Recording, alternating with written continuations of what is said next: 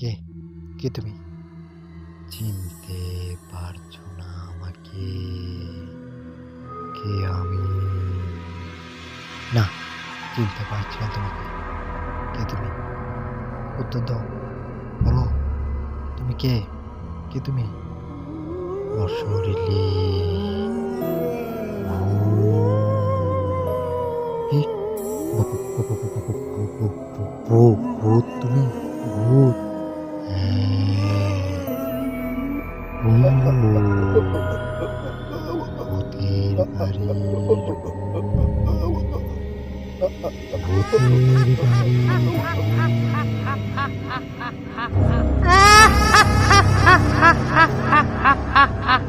আসসালামু আলাইকুম। আপনারা সবাই কেমন আছেন? আশা করছি ভালো আছেন।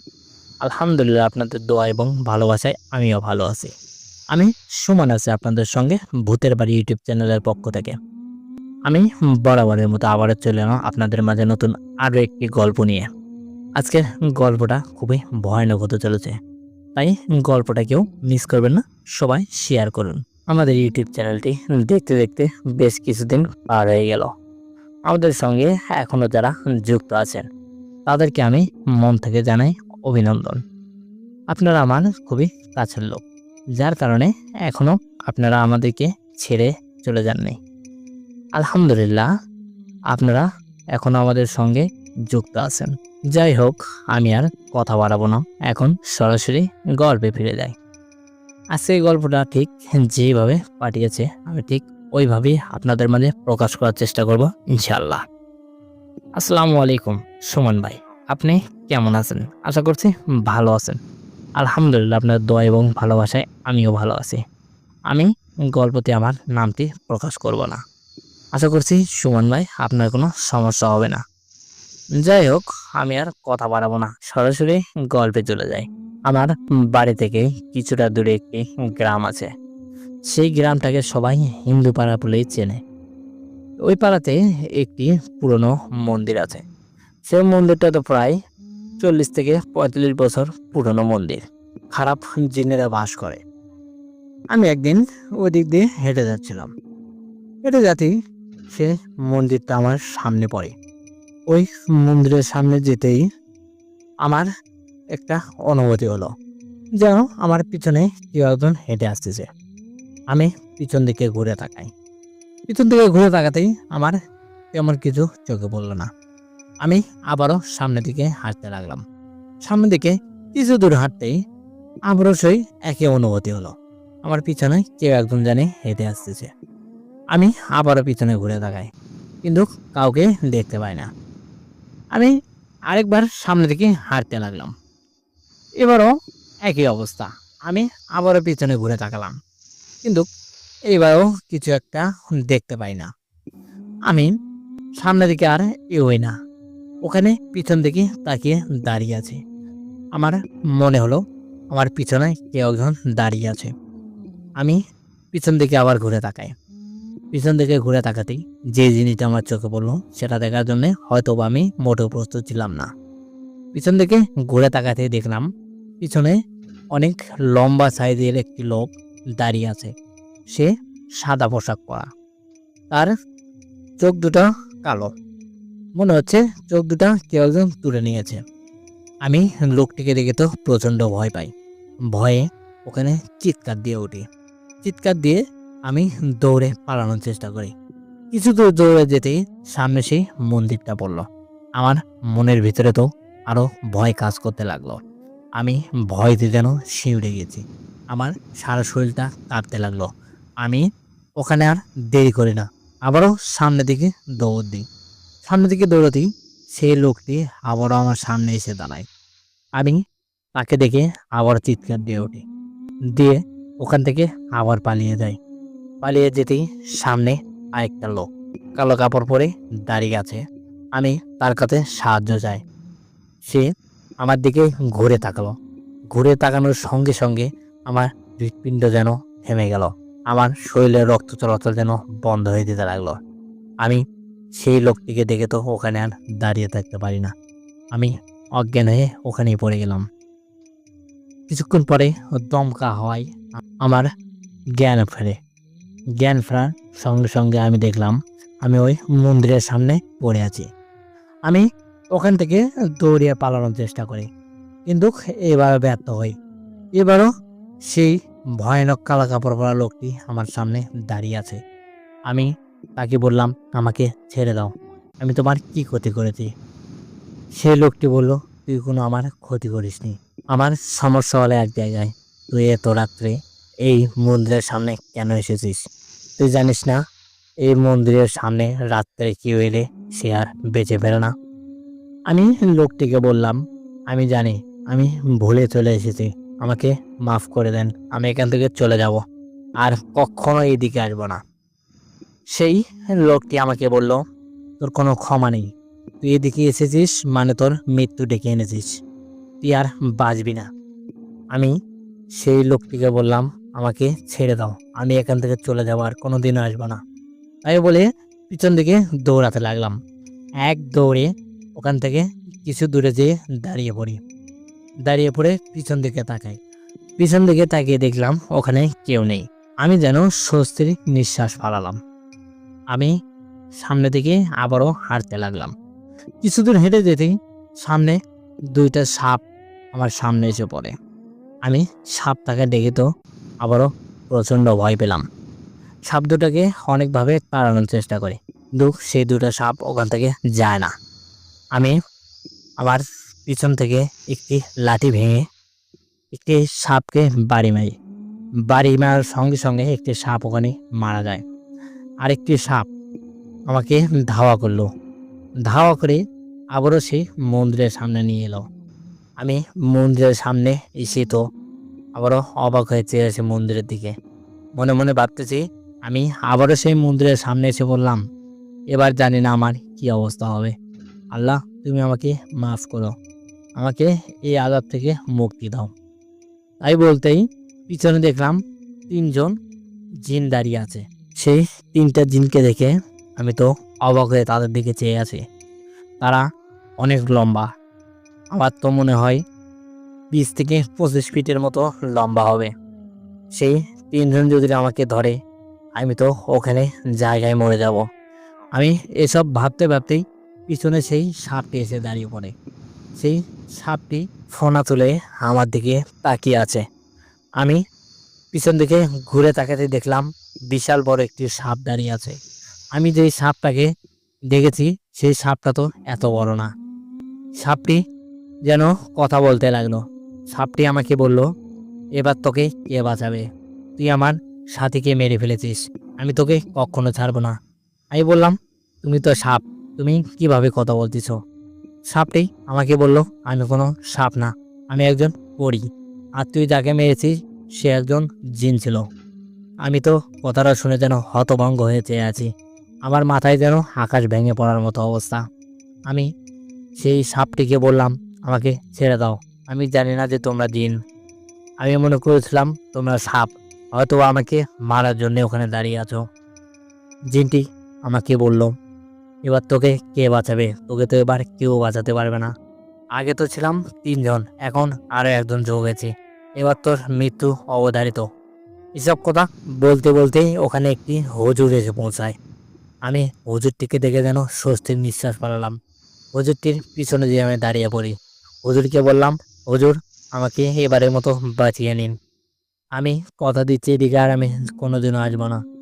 হুজুর আমাকে বলল, তোমার এত রাত্রে এদিকে আসাটা মোটেও ঠিক হয়নি, তুমি তারই ভিতরে আরেকটি ভুল কাজ করেছো, সে জিনটিকে মেরে। আমি হুজুরকে বললাম, হুজুর, এবারের মতো আমাকে বাঁচিয়ে নিন, আমাকে মাফ করে দিন, আমি সবার কাছে ক্ষমা যাচ্ছি, আমি জানতাম না ওটা জিন ছিল। হুজুর আমাকে বলল, তোমার আর কোনো ভয় নেই, আমি তোমাকে বাঁচানোর চেষ্টা করব ইনশাআল্লাহ। তাই বলে হুজুর ওখানে ছুঁড়া পড়তে লাগলো। ছুঁড়া পড়েই আমার শরীরে ফোঁ দিল। ফোঁ দিয়ে সে জিনদেরকে বলল, তোদের কারো সাহস থাকলে এই ছেলেটিকে ছুঁয়ে দেখা। জিনগুলো আর আমার কাছে আসতে পারে না। আমি মনে মনে ভাবলাম, হয়তোবা আমি এখন মুক্তি পাব।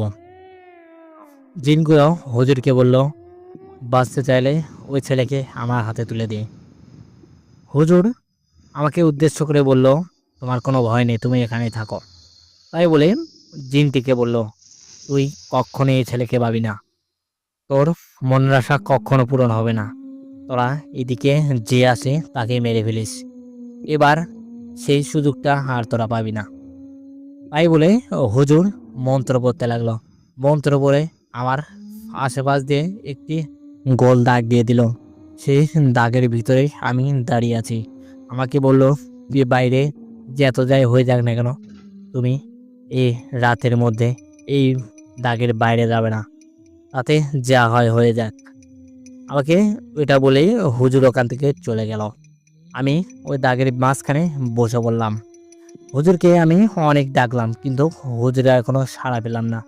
আমার আর কোনো কথাই যেন হুজুরের কান পর্যন্ত পৌঁছায় না। হুজুর ওখান থেকে চলে গেল।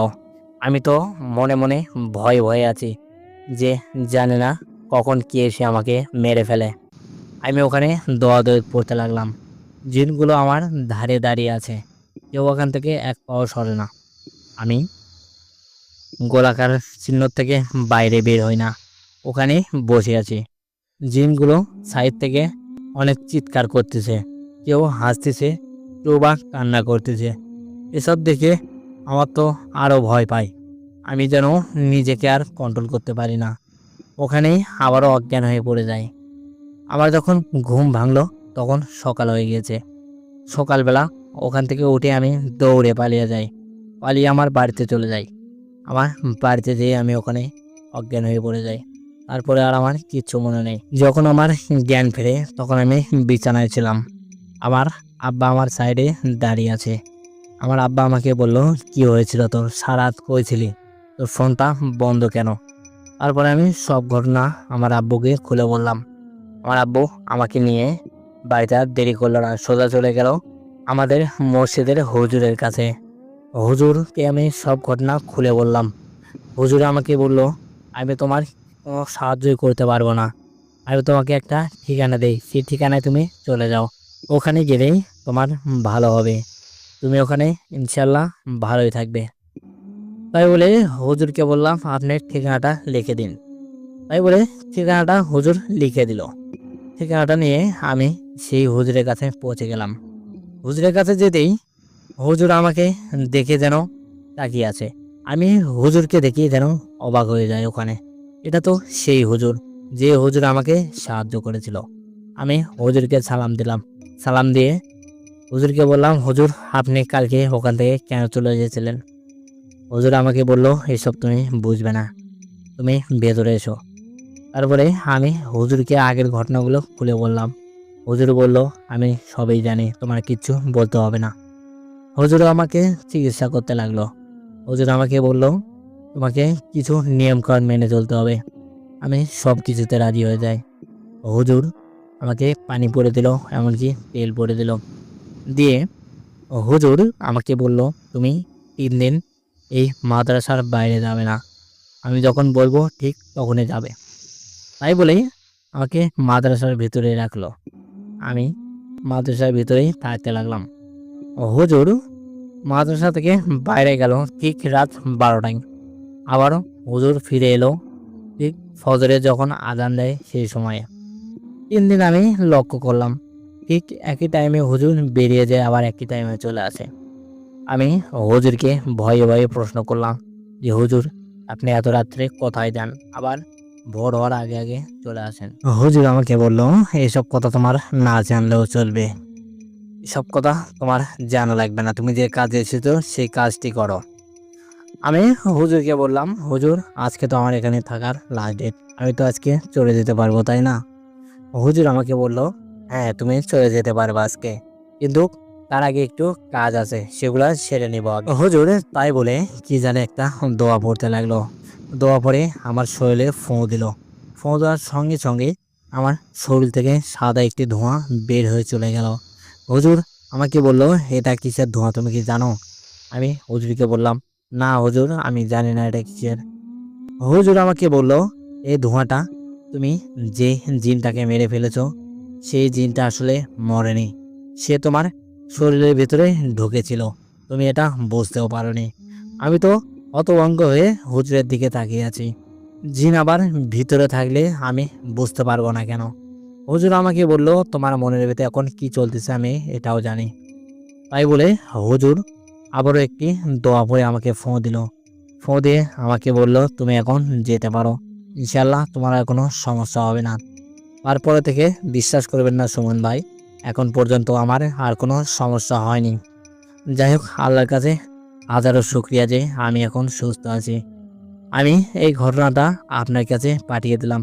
আশা করছি সুমন ভাই ঘটনাটি আপনি সবার মাঝে প্রকাশ করবেন। যাই হোক সুমন ভাই, আমি আর কথা বাড়াবো না, আমি আমার গল্পটা এখানেই শেষ করলাম। আপনারা সবাই ভালো থাকুন, আল্লাহ হাফেজ। এই বলে তিনি তার গল্পটা শেষ করেন।